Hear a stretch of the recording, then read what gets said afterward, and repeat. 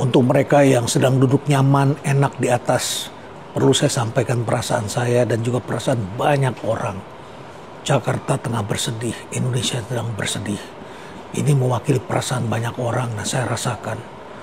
Rasa sedih saya tidak terbatas pada apa yang saya lihat di sosial media. Tapi hari ini saya sengaja pergi ke Jakarta, saya melewati berbagai jalan. Memang banyak jalan yang kosong, memang ada banyak jalan yang ditutup. Saya rapat, kemudian jam 11 saya diminta untuk segera pergi. Kenapa? Karena gedung sebelah, satu lembaga milik pemerintah, aparat keamanan sudah melakukan barikade. Mereka takut di demo besar. Tapi kenapa hanya takut? Kenapa hanya ingin memadamkan kebakaran? Hanya ingin memadamkan gerakan demonstrasi? Persoalannya ada di akar, jangan menuju ke atas dulu. Di akar itu persoalan kalau tidak diselesaikan akan tereskalasi. Sadar gak sih kalian bahwa ini sudah jadi masalah? Masalahnya pejabat yang ngomong sembarangan.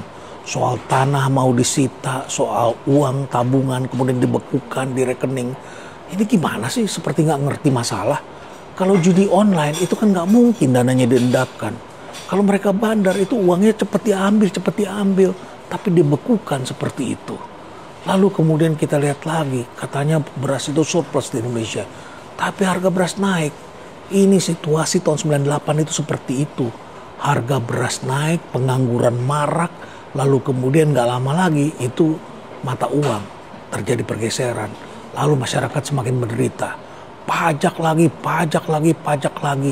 Sekarang bisnis online kena pajak, ini kena pajak, apa-apa pajak. Ampun deh, pimpinan daerah juga gak mau mikir.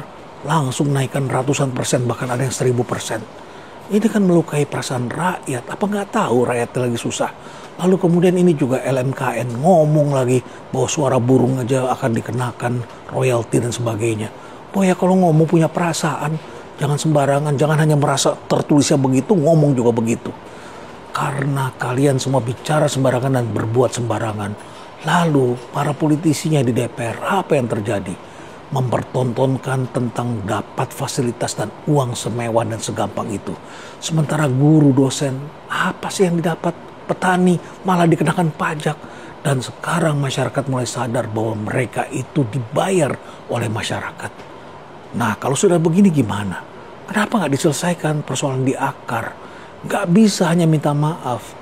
Driver ojol itu adalah rakyat, masyarakat biasa dan menyimpan satu kedukaan besar bagi keluarga mereka dan kita semua. Tapi ada kesenjangan antara para elit politik dengan masyarakatnya. Para bupati, wali kota asik selfie, asik mempertontonkan drama-drama dan kemudian melupakan penderitaan yang dialami oleh masyarakatnya.